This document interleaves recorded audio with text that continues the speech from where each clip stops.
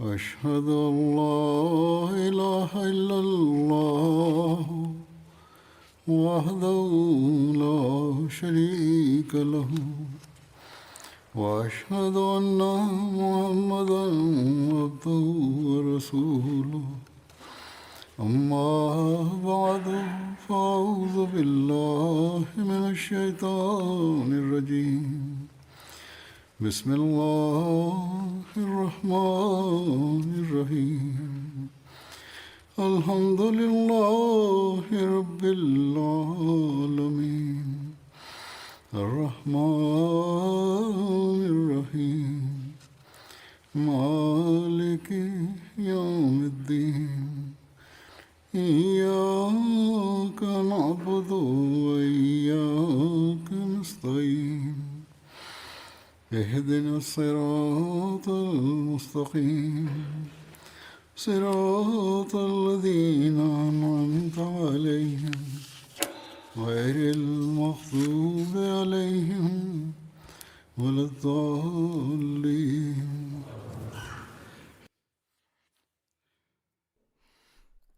Ketika menyampaikan kata penutup riwayat Hadrat Abu Bakar, saya mengatakan bahwa riwayat para sahabat Badar sekarang telah berakhir, tetapi beberapa sahabat yang telah disebutkan sebelumnya, di kemudian hari ditemukan beberapa rujukan lebih rinci mengenai mereka.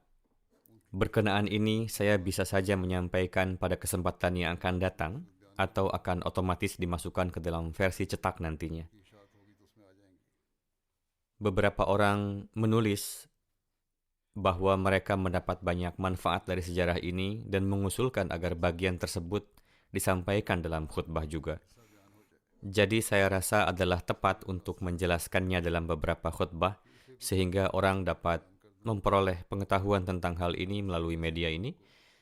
Sebanyak mungkin orang dapat mendengarnya. Alhasil, yang pertama adalah Hadrat Hamzah radhiyallahu anhu. Beliau adalah paman dari Nabi Suci Sallallahu Alaihi Wasallam dan sangat disayangi oleh Rasulullah. Ini zahir dari berbagai sabda Rasulullah dan juga kesaksian Hadrat Hamzah sendiri. Bagaimana perlakuan Hadrat Rasulullah Sallallahu Alaihi Wasallam dalam hal ini? Mungkin saja ada beberapa pengulangan dalam penyampaian nantinya.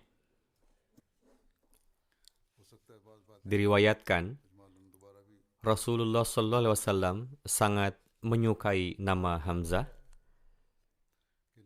Hadrat Jabir bin Abdullah radhiyallahu anhu meriwayatkan bahwa seorang bayi laki-laki lahir di rumah salah satu dari antara kami. Lalu mereka bertanya, nama apa yang harus kami berikan untuk bayi ini?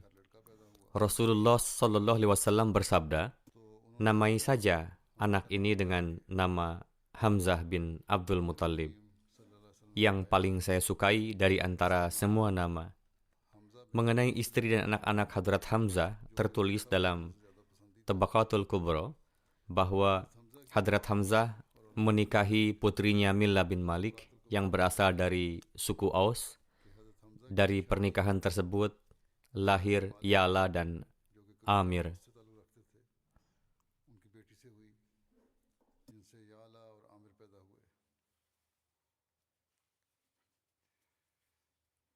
Dari nama putranya lah Hadrat Hamzah mendapatkan julukan Abu Ya'la.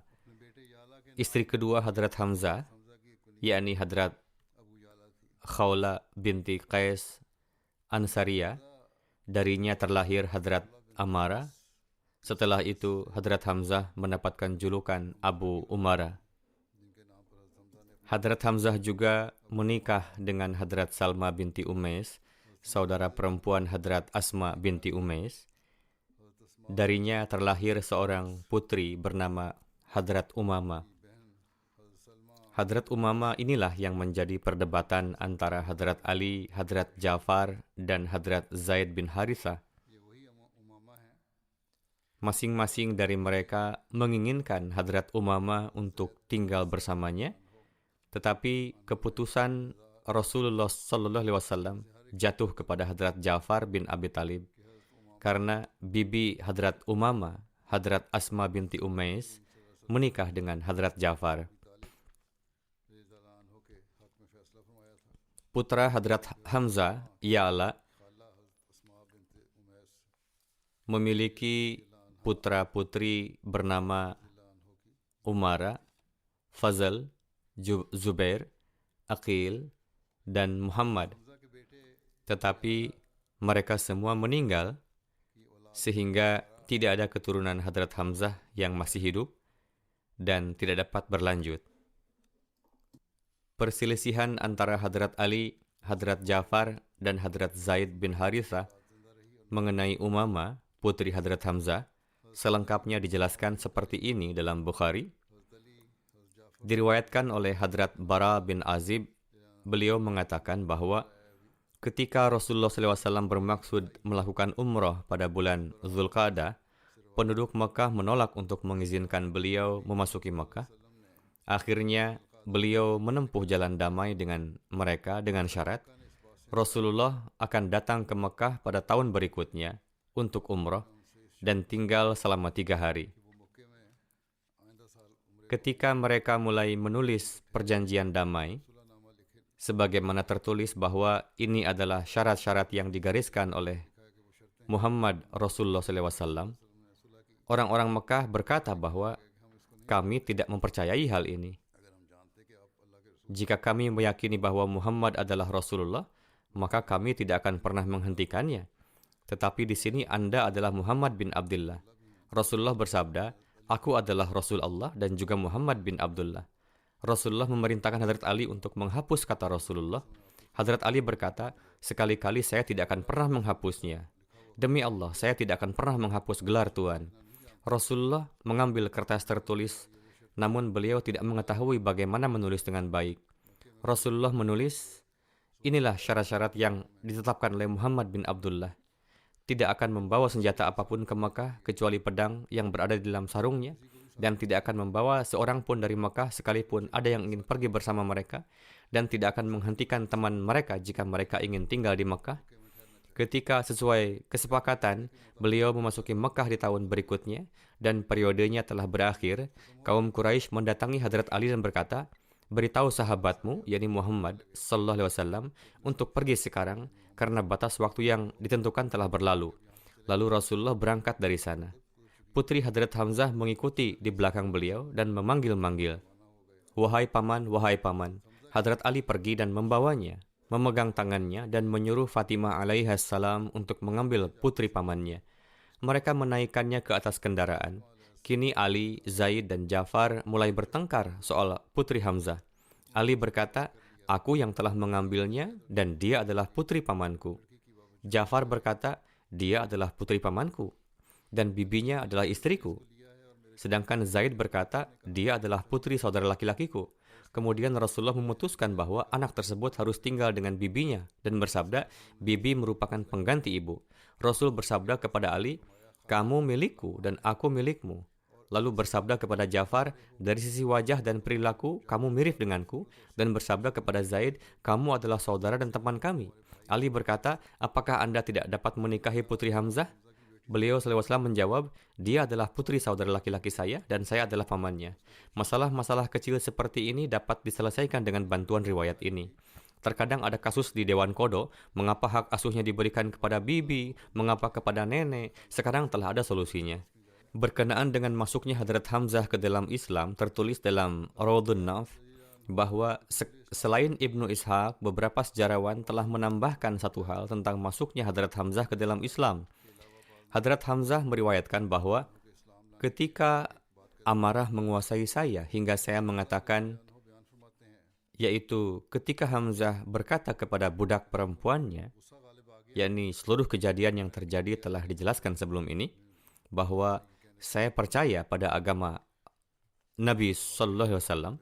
Kemudian saya menyesali diri karena saya telah meninggalkan agama nenek moyang dan bangsa saya. Lalu saya melewati malam dalam keraguan tentang masalah besar ini, sehingga saya tidak bisa tidur walau sejenak. Kemudian saya pergi menuju Ka'bah dan menangis ke hadapan Allah Ta'ala. Semoga Allah Ta'ala membuka dada saya untuk kebenaran dan menghilangkan keraguan saya. Saya bahkan belum selesai berdoa, kebatilan telah hilang meninggalkan saya, dan hati saya dipenuhi dengan keyakinan. Kemudian di pagi hari saya hadir ke hadapan Rasulullah dan menjelaskan semua kondisi saya. Lalu Rasulullah mendoakan saya agar Allah Ta'ala memberikan keteguhan kepada saya. Diriwayatkan dari Hadrat Ambar bin Abu Ammar bahwa Hadrat Hamzah bin Abdul Muttalib memohon kepada Rasulullah SAW untuk memberitahukan bentuk Jibril yang sebenarnya. Rasul bersabda, kamu tidak akan memiliki kekuatan untuk melihatnya. Hadrat Hamzah berkata, mengapa tidak? Nabi SAW bersabda, sekarang duduklah di tempatmu, jika kamu mau. Perawi mengatakan, kemudian Jibril alaihissalam turun di atas kayu Ka'bah, tempat orang-orang musyrik biasa meletakkan pakaian mereka selama tawaf. Kemudian Nabi suci Sallallahu Alaihi Wasallam bersabda, angkat pandanganmu dan lihatlah. Ketika Hadrat Hamzah melihat apa yang dilihat, yakni kedua kaki Jibril alaihissalam, seperti zamrud hijau. Kemudian Hamzah jatuh pingsan. Batu rubi juga merupakan batu berharga yang menyerupai zamrud. Pada bulan Safar 2 Hijriah, Nabi suci Sallallahu Alaihi Wasallam berangkat dari Madinah menuju Abwah dengan sekelompok muhajirin. Di dalamnya juga Hadrat Hamzah mendapatkan taufik untuk ikut serta. Dalam pertempuran ini, Hadrat Hamzah radhiyallahu anhu membawa bendera Nabi Sallallahu Alaihi Wasallam yang berwarna putih.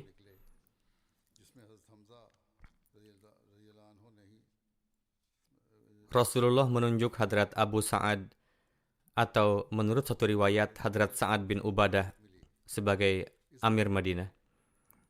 Tidak ada pertempuran dalam perjalanan ini dan tercapai kesepakatan damai dengan Banu Zumrah. Ini adalah pertempuran pertama di mana Rasulullah SAW berpartisipasi. Nama lain dari pertempuran ini adalah Wadan. Hadrat Mirza Bashir Ahmad Sahib telah menulis berkenaan dengan ini dalam buku Sirat Khatamun Nabiyyin sebagai berikut. Izin untuk melakukan jihad pedang turun pada bulan Safar tahun kedua Hijriah.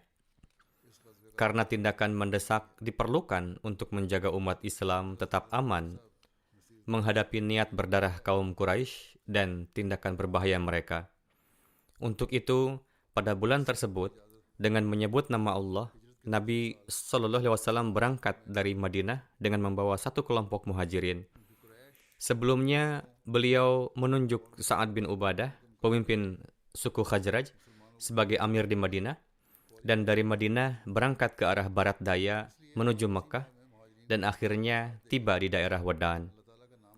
Orang-orang dari suku Banu Dhumrah tinggal di daerah ini.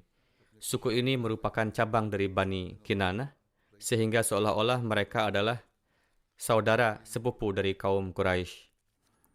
Sesampainya di sini, Nabi suci Sallallahu Alaihi Wasallam mengadakan diskusi dengan kepala suku Banu Dhumrah dan tercapai kesepakatan di antara mereka dengan persetujuan bersama. Syaratnya adalah Bani Dhumrah menjaga hubungan baik dengan kaum muslimin dan tidak akan membantu musuh yang melawan kaum muslimin, dan mereka akan segera datang ketika Rasulullah memanggil mereka untuk membantu kaum muslimin. Di sisi lain, beliau berjanji atas nama umat Islam bahwa umat Islam akan menjaga hubungan persahabatan dengan suku Banu Dhumrah dan akan membantu mereka pada saat dibutuhkan.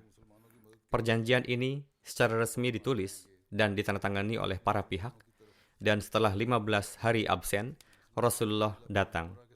Nama lain dari perang Ghazwa Wadan adalah Abwa, karena ada sebuah desa Abwa di dekat Wadan, dan ini adalah tempat meninggalnya ibunda Nabi suci Sallallahu Alaihi Wasallam. Para sejarawan menulis bahwa Rasulullah juga mengkhawatirkan bergabungnya Quraisy Mekah bersama dengan Banu Umarah pada perang tersebut. Ini berarti bahwa sebenarnya misi beliau ini adalah untuk melawan tindakan berbahaya Quraisy, dan itu dimaksudkan untuk menghilangkan efek beracun dan berbahaya yang diciptakan oleh kafilah Quraisy dan lain-lain terhadap umat Islam di suku-suku Arab dan karena itu umat Islam kondisinya menjadi sangat kritis pada masa itu. Alhasil, Hadrat Hamzah membawa bendera Nabi Suci dalam pertempuran ini.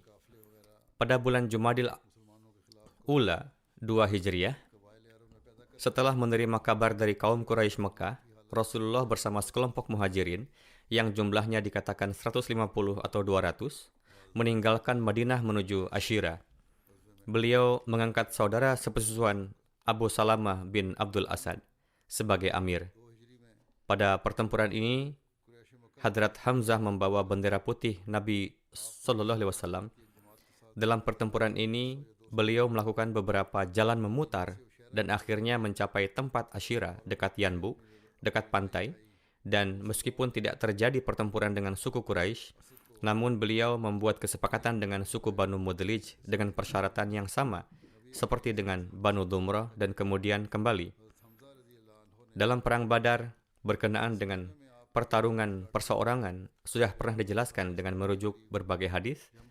Hadrat Mirza Bashir Ahmad Sahib telah menuliskan uraiannya sebagai berikut. Ketika pasukan tepat berhadapan satu sama lain, namun merupakan kekuasaan Tuhan bahwa pengaturan barisan pasukan pada saat itu sedemikian rupa, sehingga nampak kepada Quraisy jumlah pasukan Islam lebih banyak dari jumlah sebenarnya, bahkan 2 kali lipat. Karena itu, orang-orang kafir merasa ciut, sementara nampak kepada kaum pasukan Muslim, jumlah kaum Quraisy kurang dari jumlah sebenarnya. Akibatnya, hati kaum Muslimin pun membesar. Kaum Quraisy berusaha untuk mengetahui jumlah pasti pasukan Islam, agar mereka dapat menghilangkan rasa ciut tadi. Untuk itu, para pemuka Quraisy mengutus Umairah bin Wahab untuk mengelilingi pasukan Islam dan melihat berapa jumlah mereka. Apakah ada bala bantuan yang tersembunyi di belakang mereka?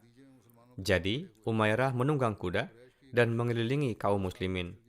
Tetapi dia melihat kegagahan dan kebulatan tekad, serta ketidakpedulian pada kematian yang begitu besar dari wajah dan penampilan kaum muslim, sehingga dia kembali dengan diliputi rasa ciut, lalu berbicara kepada kaum Quraisy bahwa saya tidak melihat bala bantuan tersembunyi dan lain-lain.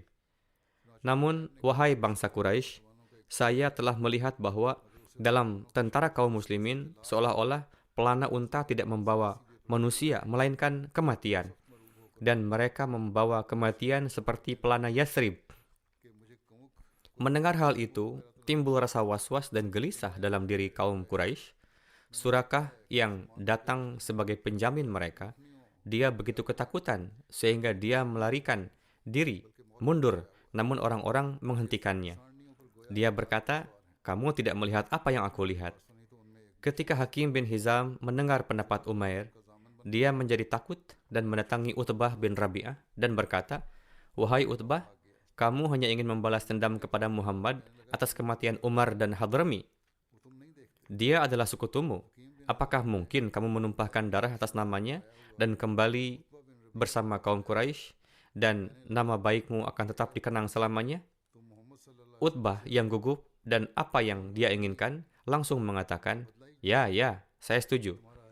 Dia berkata, lihat, Hakim, mereka adalah Muslim dan bagaimanapun juga kita bersaudara.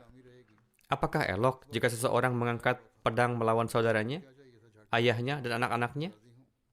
Kalau begitu, kamu pergi, temui Abul Hakam, yakni Abu Jahal, sampaikan usulan ini kepadanya. Sementara itu, Utbah sendiri menaiki untanya, dan ia mulai menjelaskan kepada semua orang, tidaklah baik berkelahi antara keluarga. Kita hendaknya kembali dan membiarkan Muhammad dalam keadaan ini, yaitu ia terikat dengan kabilah-kabilah Arab lain. Apa yang akan terjadi, akan kita lihat nanti. Kalian pun melihat bahwa bertempur menghadapi kaum muslim pun bukanlah perkara yang mudah. Karena tatkala kalian menganggapku sebagai penakut, meskipun aku bukanlah penakut, sesungguhnya yang tampak padaku adalah orang-orang ini siap untuk mati. Rasulullah SAW melihat Utbah dari kejauhan, lalu bersabda, jika di antara laskar kafir terdapat sosok yang bijaksana, ia adalah yang menaiki unta merah. Dan jika orang-orang itu mendengar apa yang diucapkannya, maka itu adalah baik bagi mereka. Tetapi ketika Hakim bin Hizam mendatangi Abu Jahal dan menyampaikan saran ini kepadanya, maka tidaklah mungkin sosok Fir'aun bagi kaum, yakni Abu Jahal itu, menerima hal-hal demikian. Maka ia dengan segera berkata, ya, kini akan tampak beberapa keluarganya di hadapannya. Kemudian, ia memanggil Amir Hadrami, saudara laki-laki dari Amru Hadrami, dan berkata, apakah kamu mendengar apa yang telah Utbah rekanmu katakan? Dan ia mengatakannya ketika kamu sedang berkesempatan membalas kematian saudaramu. Air mata darah turun dari kedua mata Amir, dan ia pun sesuai dengan kebiasaan Arab silam, lantas merobek pakaiannya dan menanggalkannya lalu berteriak, sangat disesali dendam saudaraku tidak terbalaskan. Sangat disesali dendam saudaraku tidak terbalaskan. Suara dari padang gurun ini menaikkan gejolak permusuhan dalam dada laskar Quraisy, dan perang yang sengit akan segera terjadi. Demikianlah dorongan dari Abu Jahal pun telah membakar gejolak dalam diri Utbah. Dalam kemarahan yang memuncak, ia bersama saudaranya Syaibah dan putranya Walid maju ke depan laskar kafir. Dan sesuai dengan adat kebiasaan Arab sejak lampau, pertempuran diawali dengan perkelahian satu lawan satu. Melihat ini, golongan Ansar lantas maju, namun Rasulullah menahan mereka dan bersabda, Hamzah, bangkit dan majulah. Ali, majulah. Ubaidah, majulah. Mereka bertiga adalah keluarga Rasulullah yang sangat dekat, dan beliau menghendaki bahwa yang pertama-tama maju ke depan hendaknya adalah para keluarga dan kerabat dekat beliau. Di sisi lain, Utbah dan yang lainnya pun setelah melihat golongan Ansar, mereka menyeru, kami tidak mengenal orang-orang ini, majulah mereka yang memang adalah lawan kami. Alhasil, Hamzah, Ali, dan Ubaidah maju ke depan. Sesuai adat kebiasaan Arab, pertama-tama adalah saling berhadapan melawan musuh yang ia kenal, yakni Ubaidah bin Muthalib menghadapi Walid, Hamzah menghadapi Utbah, dan Ali menghadapi Syaibah. Hamzah dan Ali menghabisi lawannya hanya dengan 1 atau 2 tebasan saja, tetapi Ubaidah dan Walid saling melukai hingga 4 tebasan. Dan akhirnya mereka berdua menanggung banyak luka dan tumbang. Namun dengan segera Hadrat Hamzah dan Ali maju dan menghabisi Walid, lalu membawa Hadrat Ubaidah ke kemah. Meski demikian, Hadrat Ubaidah tidak sanggup menanggung sakitnya, dan di perjalanan pulang dari Badar pun beliau wafat. Hadrat Hamzah pun telah menghabisi Taimah bin Adi, seorang pemimpin Quraisy di perang Badar. Dalam satu riwayat, di perang Badar, Hadrat Hamzah dalam keadaan mabuk telah membunuh unta Hadrat Ali. Peristiwa ini terjadi sebelum diharamkannya khamar. Rincian peristiwa ini tertera dalam kitab Bukhari sebagai berikut. Hadrat Ali bin Hussein dengan perawi lain meriwayatkan dari ayahandanya, Hadrat Husain bin Ali radhiyallahu anhuma, bahwa Hadrat Ali bin Abi Thalib radhiyallahu anhu menerangkan, di kesempatan perang Badar, saya bersama Rasulullah mendapat 1 unta muda betina sebagai ghanimah. Kemudian Rasulullah menghadiahkan 1 unta lainnya kepada saya.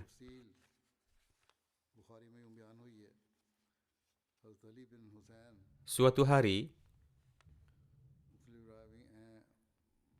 saya mendatangi pintu rumah seorang sahabat Ansar.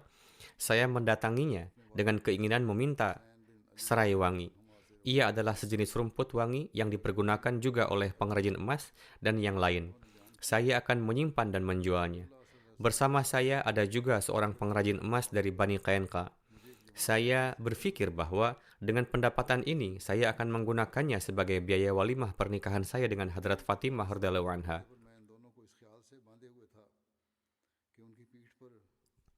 Hadrat Hamzah bin Abdul Muttalib radhiyallahu anhu saat itu tengah meneguk khamar di rumah Ansar ini. Bersama mereka ada seorang penyanyi juga. Ketika ia membaca bait, wahai Hamzah, bangkitlah, majulah ke arah unta betina muda itu. Hamzah seketika dengan semangat mengangkat pedang dan menebas punuk kedua unta itu dan mengoyak perutnya dan mengeluarkan ususnya. Ibnu Jarij menerangkan bahwa ia bertanya kepada Ibnu Syihab, apakah ia pun menebas daging punuknya? Ia menjawab, ia pun menebas kedua punuknya dan membawanya. Ibnu Syihab menjelaskan bahwa Hadrat Ali radhiyallahu anhu bersabda, saya merasa sangat perih saat melihatnya. Saya lalu datang ke hadapan yang mulia Nabi Sallallahu Alaihi Wasallam. Saat itu di hadapan beliau pun ada Zaid bin Harithah radhiyallahu anhu. Saya menyampaikan peristiwa ini kepada beliau sehingga beliau pun pergi ke sana. Hadrat Zaid dan saya pun ikut bersama beliau. Ketika Rasulullah SAW tiba dan melihat Hadrat Hamzah, beliau menampakkan rasa enggan, lalu Hadrat Hamzah pun melihat beliau. Ia saat itu ada dalam keadaan mabuk. Ia pun mengatakan kepada Rasulullah, "Kalian semua adalah hamba sahaya dari nenek moyang saya." Rasulullah membalikan badan dan kembali dari tempat itu. Ini adalah peristiwa sebelum pengharaman khamar. Beliau bersabda, dalam keadaan seperti ini, lebih baik adalah jangan berbicara kepadanya. Meski demikian, lihatlah di kemudian hari, yaitu tatkala khamar telah diharamkan, maka mereka sedikit pun tidak mendekati khamar itu. Adalah derajat para sahabat yang meyakini perintah-perintah Allah Ta'ala. Mereka dengan segera menghancurkan bejana khamar mereka. Mereka tidaklah berkata bahwa mereka akan meninggalkannya secara perlahan. Seperti halnya orang-orang di masa ini berkata bahwa mereka yang kecanduan, pertama-tama mereka merasakan mabuk, yang sesungguhnya adalah perbuatan yang salah dan dilarang dalam Islam. Lalu mereka berkata, perlahan-lahan kami akan meninggalkannya. Berilah kami tenggat waktu. Alhasil, inilah peristiwa yang terjadi di masa itu.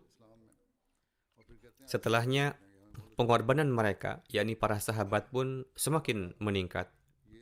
Sesungguhnya, setelah kejadian ini, Hadrat Hamzah pun pasti merasa malu akan perbuatannya. Setelah peristiwa Perang Badar, ketika akan ada rencana menghadapi Banu Qainqa, saat itu pun Hadrat Hamzah memperlihatkan kesiapannya. Di pertempuran itu, Hadrat Hamzah jugalah yang mengangkat bendera yang mulia Rasulullah SAW. Bendera tersebut berwarna putih. Secara rinci, Hadrat Mirza Bashir Ahmad Sahib menulis sebagai berikut. Pada waktu Rasulullah hijrah dari Makkah dan tiba di Madinah, saat itu terdapat 3 kabilah Yahudi yang tinggal di Madinah. Nama mereka adalah Banu Qainqa, Banu Nazir, dan Banu Quraidah.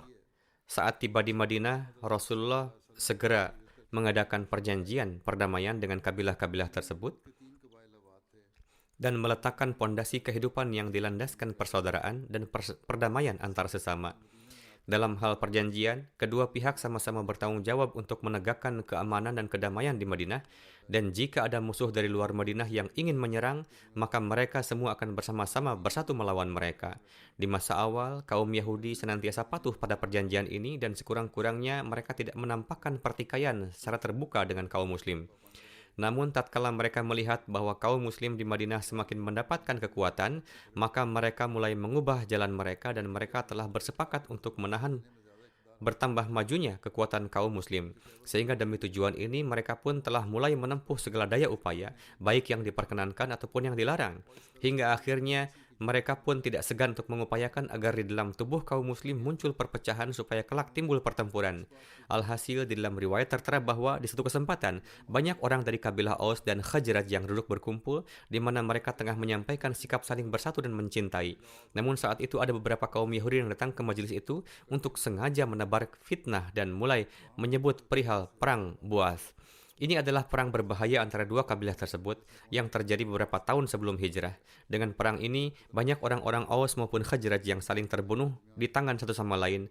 Saat menyebutkan pertempuran itulah, lantas segar kembali ingatan di dalam hati sebagian orang yang berwatak keras sehingga pemandangan permusuhan masa lalu kembali di hadapan mata mereka. Akibat yang muncul adalah tidak hanya timbulnya saling hina, ejekan, dan hinaan, bahkan di majelis itu pun pedang sampai dihunuskan di hadapan kaum Muslim. Tetapi untungnya yang mulia Rasulullah saat itu juga mengetahuinya dan beliau bersama satu jemaat muhajirin segera mendatangi tempat itu dan memberi pemahaman kepada kedua belah pihak dan mendinginkan suasana. Beliau pun menegur, mengapa kalian memilih jalan jahiliyah sementara saya ada dan kalian tidak menghargai nikmat Tuhan ini, bahwa dia telah menjadikan kalian saling bersaudara dengan perantaraan Islam. Kaum Ansar sangat tersentuh dengan nasihat beliau ini hingga akhir mata mereka pun mengalir. Mereka bertaubat dari tindakan tersebut dan lantas saling berpelukan satu sama lain. Ketika perang Badar telah usai, di mana Allah Ta'ala dengan karunia-Nya menganugerahkan kemenangan luar biasa kepada kaum Muslim dan menumbangkan pemimpin-pemimpin besar Makkah saat itu, meskipun jumlah pasukan Muslim saat itu adalah sangat sedikit dan tidak memiliki pernyataan yang memadai, dan menghadapi jumlah besar laskar Quraisy, maka saat itu muncul bara api kedengkian dalam diri para Yahudi di Madinah. hingga mereka pun mulai melakukan pertikaian secara terbuka dengan kaum muslim, dan mereka mulai mengucapkannya secara terbuka di dalam majelis-majelis bahwa mengalahkan laskar Quraisy bukanlah merupakan perkara yang besar, dan jika Muhammad berhadapan dengan mereka, mereka akan mengajarkan bagaimana berperang. Hingga dalam satu majelis mereka pun mengatakan hal demikian di hadapan diri Rasulullah SAW. Oleh karena itu, di dalam satu riwayat tertera bahwa setelah pertempuran Badar, tatkala Rasulullah tiba di Madinah, maka suatu hari beliau mengumpulkan kaum Yahudi dan memberikan nasihat kepada mereka, serta menyampaikan pendakwaan beliau dan mengajak mereka kepada Islam. Pidato yang beliau sampaikan dengan penuh kedamaian dan kelemah lembutan itu dijawab oleh para pemimpin Yahudi dengan ucapan, "Wahai Muhammad, engkau mungkin telah bangga karena telah membunuh beberapa orang Quraisy. Mereka adalah orang-orang yang awam akan kemampuan bertempur. Jika engkau bersedia menghadapi kami, maka engkau akan mengetahui bagaimanakah sosok yang petarung sejati."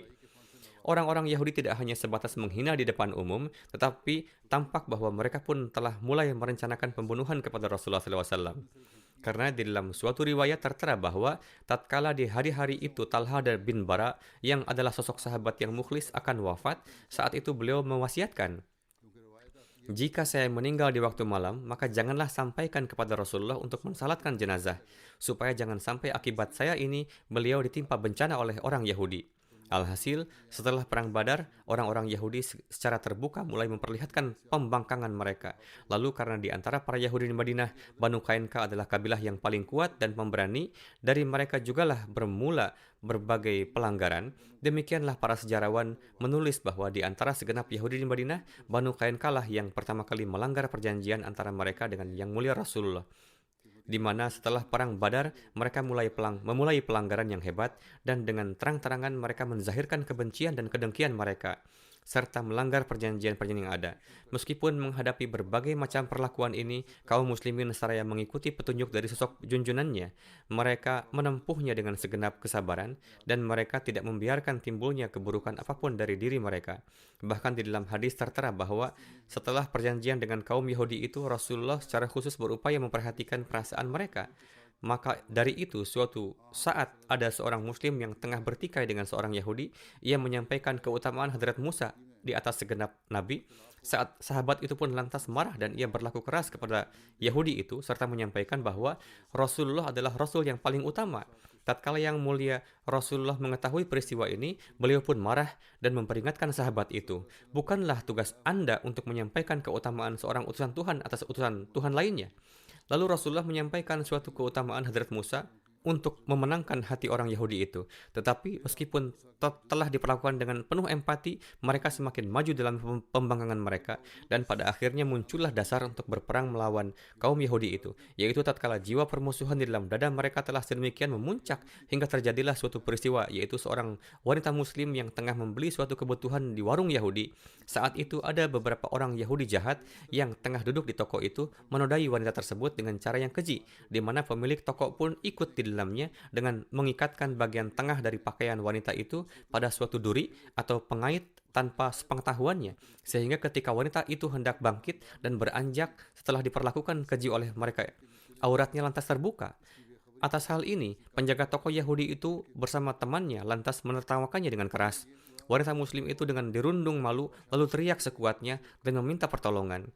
Secara kebetulan di dekatnya ada seorang muslim. Ia dengan segera mendekatinya dan dalam perkelahiannya ia lantas menghabisi pemilik toko Yahudi itu. Atas hal ini ia dikerumuni dengan pedang di berbagai sisi dan orang-orang non-muslim pun berkumpul di sana. Kaum muslim mendengar kejadian ini, mereka sangat bergejolak dan marah. Di sisi lain, orang-orang Yahudi yang menginginkan kejadian ini sebagai alasan untuk bertikai, mereka lantas berkumpul dan bersatu serta membuat kekacauan. Ketika Rasulullah mengetahui hal ini, beliau lantas mengumpulkan para pemimpin Banu Qainqa dan bersabda, "Ini bukanlah cara yang baik. Berhentilah kalian dari pembangkangan ini dan takutlah kalian kepada Tuhan." Alih-alih menampakkan penyesalan dan memohon maaf, mereka justru mengucapkan jawaban pengingkaran dan mengulangi caci makian mereka dengan berkata, "Janganlah bangga akan kemenangan di Badar. Tatkala kalian berhadapan dengan kami, kalian akan mengetahui bagaimanakah petarung yang sejati."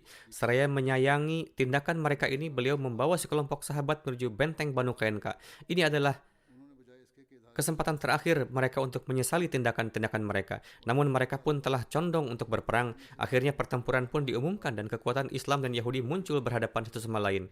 Sesuai dengan kebiasaan di masa itu, salah satu taktik berperang adalah bertahan di dalam benteng sendiri sementara pihak yang lain mengepung benteng itu. Dengan demikian, terus terjadi pertempuran antara keduanya. Hingga saatnya, apakah pihak pengepung telah putus asa dalam upaya pengepungan mereka dan meninggalkannya? Sehingga pihak yang dikepung itu pun menjadi pemenang, ataukah mereka yang dikepung sudah tidak sanggup melawan dan lantas membuka gerbang mereka lalu menyerahkan diri kepada pengepung yang telah menjadi pemenang? Pada saat itu, Banu Qainqa menempuh jalan ini dan mereka bertahan di dalam benteng mereka. Rasulullah mengepung mereka secara terus-menerus hingga 15 hari. Pada akhirnya, seluruh kekuatan dan kesombongan Bani Qainqa hancur. Lalu mereka membuka pintu-pintu benteng dengan syarat harta mereka akan menjadi milik orang-orang Islam.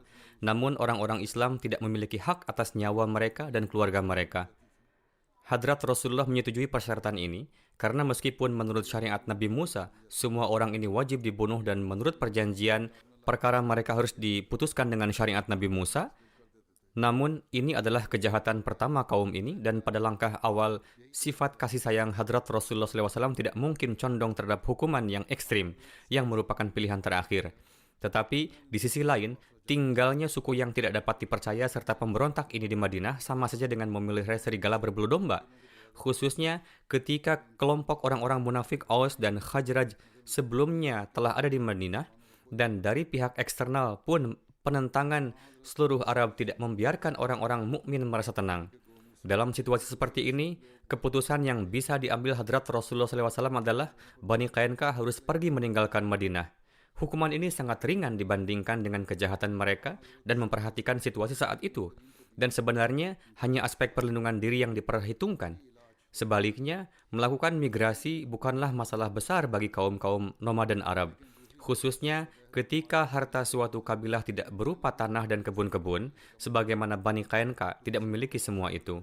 Dan kemudian, seluruh kabilah mendapat kesempatan untuk meninggalkan satu tempat dan pergi ke tempat lain serta tinggal dengan aman dan damai. Kemudian Bani Qainqa meninggalkan Madinah dengan tenang dan pergi menuju Syam. Tugas pengaturan dan pengawasan yang diperlukan terkait keberangkatan mereka dipercayakan kepada sahabat beliau SAW, Ubadah bin Samit, yang merupakan salah satu sekutu mereka. Maka Ubadah bin Samit pergi menyertai mereka hingga beberapa tempat persinggahan, kemudian melepas keberangkatan mereka dengan aman dan kembali. Harta rampasan yang didapatkan kaum muslimin hanyalah alat-alat peperangan dan alat-alat pandai emas. Disebutkan dalam beberapa riwayat mengenai Bani Qainqa bahwa ketika orang-orang ini membuka gerbang benteng mereka dan menyerahkan diri kepada Hadrat Rasulullah SAW, dikarenakan pengkhianatan,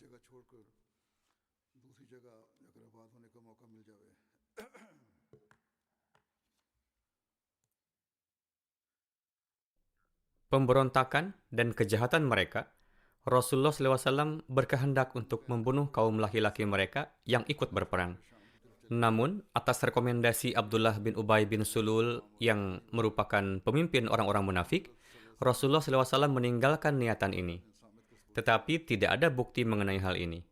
Para peneliti menganggap riwayat-riwayat ini tidak sahih, karena ketika dalam riwayat lain disebutkan dengan jelas bahwa Bani Qainqa membuka pintu dengan syarat bahwa nyawa mereka dan keluarga mereka diampuni. Maka sama sekali tidaklah mungkin bahwa setelah menerima persyaratan ini, Hadrat Rasulullah SAW menempuh cara lain dan tetap berupaya untuk membunuh. Oleh karena itu, ini adalah suatu hal yang sepenuhnya keliru. Bagaimanapun, pengajuan syarat pengampunan nyawa dari pihak Bani Qainqa menzahirkan bahwa mereka sendiri memahami bahwa hukuman yang seharusnya untuk mereka adalah hukuman mati. Namun mereka memohon belas kasihan Hadrat Rasulullah SAW, dan setelah mengambil perjanjian ini, mereka ingin membuka gerbang benteng agar mereka tidak diberikan hukuman mati. Tetapi, meskipun Hadrat Rasulullah telah memaafkan mereka dengan kemurahan hati beliau, namun nampaknya dalam pandangan Allah Ta'ala, orang-orang ini tidak layak dibiarkan hidup di muka bumi, dikarenakan amal-amal buruk dan kejahatan mereka. Oleh karena itu, dikisahkan dalam riwayat bahwa di tempat orang-orang ini diasingkan, belum genap setahun mereka di sana, suatu jenis penyakit mewabah di antara mereka, sehingga seluruh kabilah menjadi korbannya. mereka menjadi musnah. Perang Bani Qainqa terjadi pada bulan Zulhijjah tahun 2 Hijriah. Hadrat Hamzah adalah pembawa bendera dalam perang tersebut. Hadrat Hamzah syahid dalam perang Uhud. Berkenaan dengan kesyahidannya, sebelumnya telah dijelaskan. Allah Ta'ala menyampaikan beritanya kepada Hadrat Rasulullah dengan perantaraan mimpi. Diriwayatkan dari Hadrat Anas bin Malik radhiyallahu anhu bahwa Rasulullah SAW bersabda, "Aku melihat di dalam mimpi bahwa aku sedang mengejar seekor domba jantan dan ujung pedangku patah. Aku menakbirkan mimpi ini bahwa aku akan membunuh domba jantan kaum itu, yakni panglima pasukan mereka. Dan aku menakbirkan ujung pedang sebagai seseorang dalam keluargaku." Kemudian Hadrat Hamzah disyahidkan dan Rasulullah SAW membunuh Talha yang merupakan pembawa bendera orang-orang musyrik. Hadrat Hamzah dimutilasi, wajah beliau dirusak, hidung dan telinga beliau dipotong, perut beliau dirobek. Ketika Yang Mulia Rasulullah SAW melihat kondisi beliau ini, maka beliau sangat sedih dan bersabda, "Jika Allah Ta'ala memberikanku kemenangan atas Quraisy, aku akan memutilasi 30 orang dari kalangan mereka."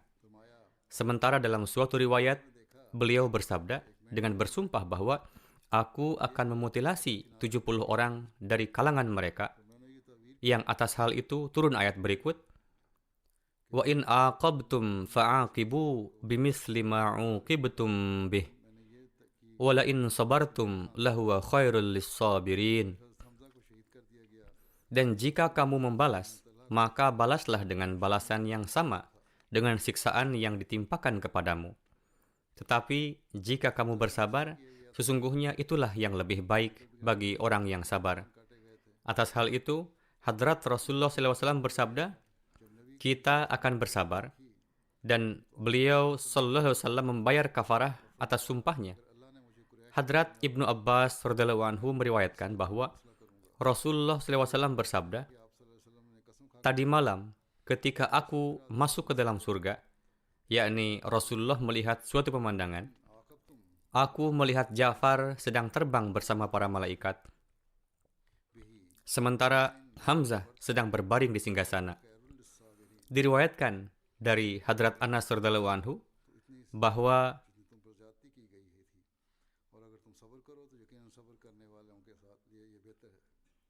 pada hari Uhud, Hadrat Rasulullah SAW melewati Hadrat Hamzah radhiyallahu anhu.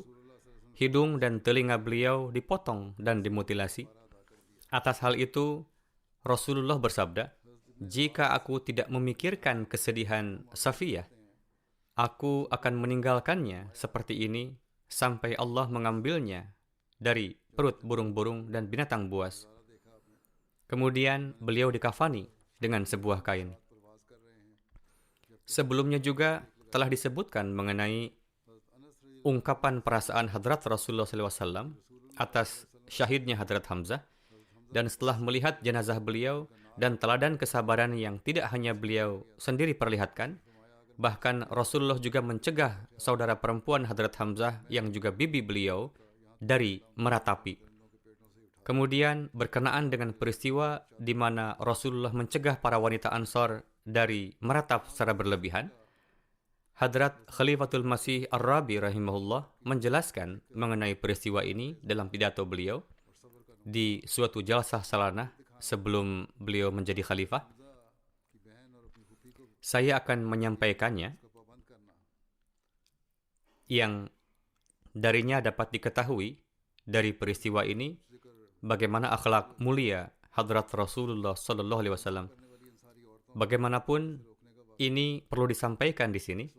Sebelumnya telah disampaikan dengan mengutip referensi hadis-hadis pendek.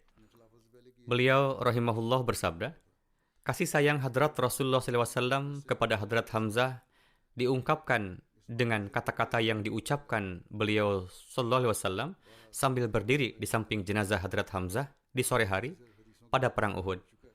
Rasulullah SAW bersabda, "Wahai Hamzah, kemarahan yang aku rasakan hari ini dan rasa sakit yang aku alami ketika berdiri di tempat engkau dibunuh, jangan sampai Allah Ta'ala memperlihatkan lagi rasa sakit seperti itu kepadaku di masa yang akan datang." Pada saat itu, bibi beliau, yakni Hadrat Safiyah yang merupakan saudara perempuan Hadrat Hamzah, juga pergi ke sana setelah mendengar kabar ini. Maka karena khawatir beliau tidak mampu bersabar, pada awalnya Hadrat Rasulullah tidak mengizinkan beliau untuk melihat jenazah. Namun ketika beliau berjanji akan bersabar, maka Hadrat Rasulullah mengizinkannya. Singkatnya, Hadrat Safiyah hadir di tempat pembunuhan Hadrat Hamzah dan melihat di hadapannya terbaring jenazah singa Allah dan singa Rasul yang merupakan saudaranya tercinta. Dalam kondisi orang-orang zalim membelah dadanya dan mengeluarkan jantungnya, dan rupa wajah pun telah dirusak dengan sedemikian parah. Meskipun dada diliputi kedukaan, namun Hadrat Safiyah menepati janjinya untuk bersabar dan tidak membiarkan satupun kalimat ketidaksabaran keluar dari mulut beliau. Namun siapa yang kuasa menahan air mata? Beliau mengucapkan inna lillahi dan duduk sambil menangis. Situasinya adalah air mata mengalir dengan sunyi dari mata yang bersedih itu. Perawi juga menuturkan bahwa Hadrat Rasulullah juga duduk di samping beliau dan air mata mengalir tak terkendali dari mata beliau. Ketika air mata Hadrat Safiyah berhenti mengalir, air mata Hadrat Rasulullah pun berhenti mengalir. Ketika air mata Hadrat Safiyah mengalir deras, air mata Hadrat Rasulullah pun mengalir deras. Beberapa menit berlalu dalam kondisi demikian. Alhasil ratapan Hadrat Rasulullah dan ahli bait tidak lain hanyalah air mata yang mengalir dengan sunyi. Dan ini adalah sunnah Nabi.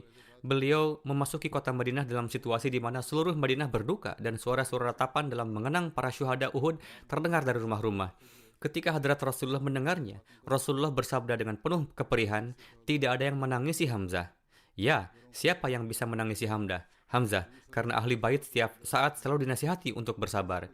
Ketika beberapa sahabat Ansor mendengar perkataan Rasulullah yang penuh keperihan ini, mereka menjadi gelisah dan berlari ke rumah mereka dan memerintahkan kepada para istri mereka agar meninggalkan semua kedukaan lainnya dan berduka untuk Hadrat Hamzah.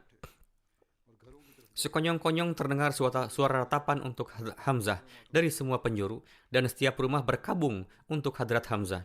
Para istri sahabat Ansor berkumpul di rumah Hadrat Rasulullah seraya mengungkapkan perasaan duka cita dan menitikan air mata. Mendengar suara ramai, Hadrat Rasulullah melihat keluar dan melihat suatu kerumunan para istri sahabat Ansor.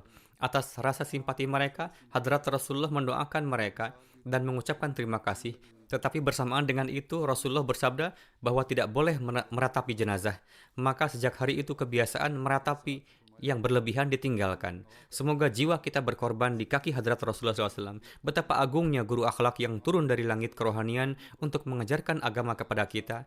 Jika Hadrat Rasulullah melarang para istri sahabat Ansor dari meratapi, ketika mereka meratapi keluarga mereka yang syahid, maka bagi sebagian orang akan menjadi sulit. Namun lihatlah betapa bijaknya Rasulullah pertama-tama mengalihkan kedukaan mereka kepada paman beliau, Hamzah. Kemudian ketika Rasulullah melarang ratapan, seolah-olah beliau melarang dari meratapi pamannya. Lihatlah pilihan Allah Ta'ala. Dia telah mengutus seorang penasihat yang agung bagi makhluknya, yang mengetahui dengan baik seluk-beluk dan kehalusan fitrat manusia, dan betapa dia sangat memperhatikan perasaan halus para hambanya.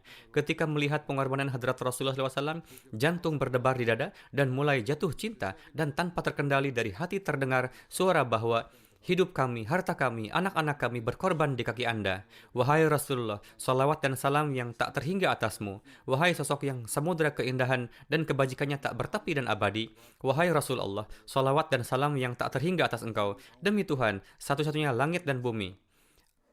Engkau adalah satu-satunya di antara seluruh makhluknya di langit dan bumi. Tidak ada yang seperti engkau. Tidak dulu, tidak sekarang, maupun di masa yang akan datang. Kisah suri teladan Hadrat Rasulullah SAW dalam penyampaian riwayat Hadrat Hamzah radhiyallahu anhu ini telah selesai dan berakhir di sini.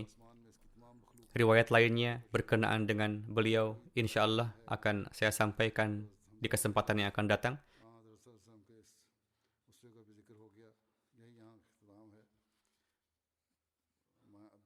Besok lusa insya Allah akan dimulai tahun baru. Berdoalah semoga Allah Ta'ala membawa keberkatan di tahun yang baru dan menganugerahkan kepada kita keberkatan-keberkatannya. Semoga juga berberkat bagi jemaat dari segala sisi. Semoga Allah Ta'ala menghancurkan semua rencana musuh, dan semoga Allah Ta'ala memberikan taufik kepada jemaat-jemaat yang tersebar di dunia untuk memenuhi tujuan penciptaan mereka lebih dari sebelumnya. Demikian juga berdoalah untuk dunia secara umum. Semoga Allah Ta'ala menyelamatkan mereka dari peperangan. Situasi semakin berbahaya dan bencana akan segera terjadi. Entahlah, semua orang menginginkan kepentingannya masing-masing. Semoga Allah Ta'ala menurunkan kasih sayangnya dan banyaklah berdoa untuk saudara-saudara kita yang terzalimi. Semoga Allah Ta'ala melindungi Jemaat Ahmadiyah dari segala bentuk kezaliman dan penindasan di tahun yang akan datang.